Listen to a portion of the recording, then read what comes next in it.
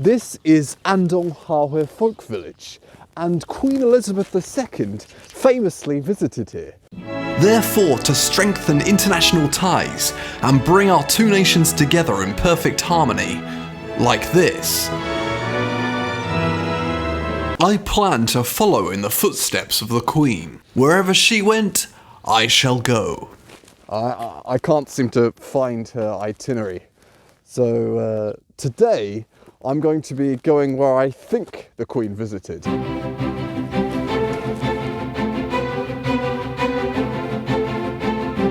I think one of the first things that Queen Elizabeth would have done would have been to have rented one of these buggies and ridden around in it all day. Probably. I imagine she also would have glanced at this tree, which was planted to commemorate the village's resistance to Japanese occupation. But she also had time to plant a tree of her own. This Korean fir tree was planted by Queen Elizabeth II herself. So as I'm following in her footsteps, I too am going to plant a tree directly next to this tree. But there was nobody there to see me. Oh, the Duke of York came here in 2019. Isn't the Duke of York the one that is a pizza? Famously visited a Pizza Express in Woking. Yes, that's right.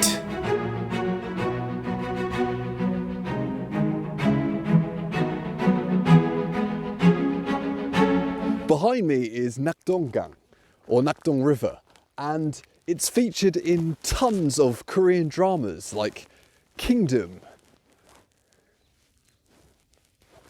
and other Korean dramas.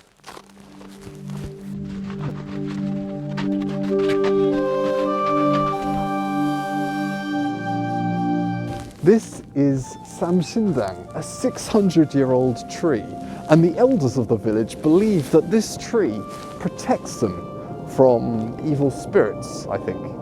So one thing that a lot of people do here is they write a wish and then they attach it to this rope and their wishes come true. So I'm gonna write a wish too. You take one of these pieces of paper and a biro and you write, I wish I was popular on the internet.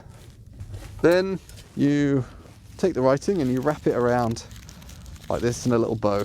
I wondered what the Queen wished for, seeing as she has pretty much everything she wants anyway. She probably wished to be less popular in the internet, if anything. I stayed the night at a hanok called Mokwadan, which means cotton land, a guest house with the perfect kind of doors for me to open them like Aragon.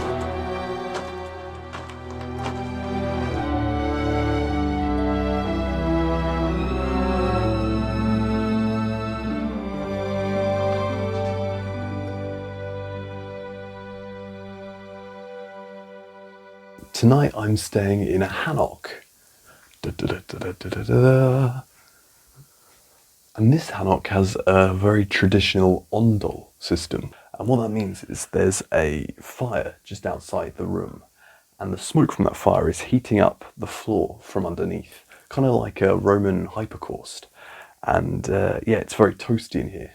Particularly this part of the floor is really, really hot. So if I put my foot here, shit. Bloody hell, it's like walking on really hot sand. After spending the night wrapped in a warm toasty cocoon, I went into Andong city centre. Behind me is Andong Market. Today we're going to have some Andong jimdak in Andong Market. So see you in a bit. I couldn't wait to sample some authentic Andong jimdak, and even this chicken looked thrilled to be serving himself up. So this is Andong jimdak, and it consists of steamed chicken and steamed vegetables which are boiled in a soy sauce broth. And it's a medium Andong jimdak, and this is absolutely humongous. As with most other restaurants in Korea, this restaurant featured in a TV show, which in the UK would be quite remarkable. But in Korea, I think if you said that your restaurant has been featured in a TV show, a lot of Koreans will just shrug, because 99% of restaurants in Korea have featured in a TV show. Here are just a few of the restaurants on the same street that have been on TV. Back to the Jimdak. It's very good. Nice tender chicken in a flavoursome sauce. It's got a bit of a kick at the end. After that last mouthful, I really felt the spice kick in. It's good. After the spice of the Jimdak, I decided to cool my mouth with a refreshing but traditional drink. This is Andong shikye. So regular shikye is made from rice, and it's like a sweet, ricey drink. TV에 나왔대. Oh, and it's been on TV.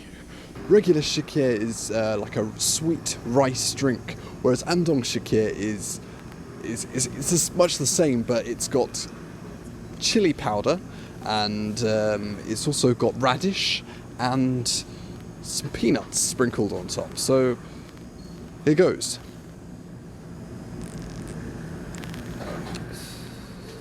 Yeah, it's kind of a little bit sweet and savoury at the same time. It's alright actually, it's not bad, it's quite nice.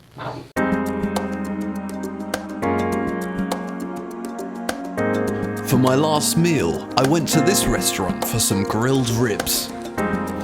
This is called pakimchi, and it's kind of a bit floppy. So in Korean there's an idiom which is pakimchi 됐다, which means I'm knackered, I'm exhausted. So I'm going to try some pakimchi. This is the real pakimchi.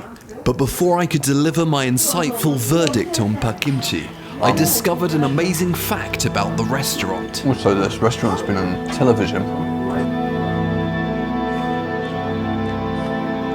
I also had a little sip of the nation's favourite drink, soju. Andong soju is different from regular soju because Andong soju is made out of rice, whereas regular soju is made out of, I don't know what, some kind of mysterious alcohol.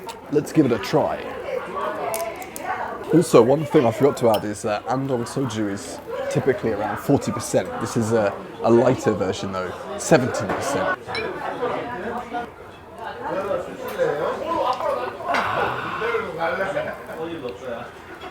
It's certainly smoother than regular soju, in my opinion. It's almost like a water-like texture, whereas I think regular soju is, I don't know, it's slightly harsher. So yeah, I think this is much nicer. My time in Andong has come to an end. Unfortunately, like the Queen's visit, it was short but sweet, and I'd love to come back here. This is actually genuinely one of my favourite places in Korea.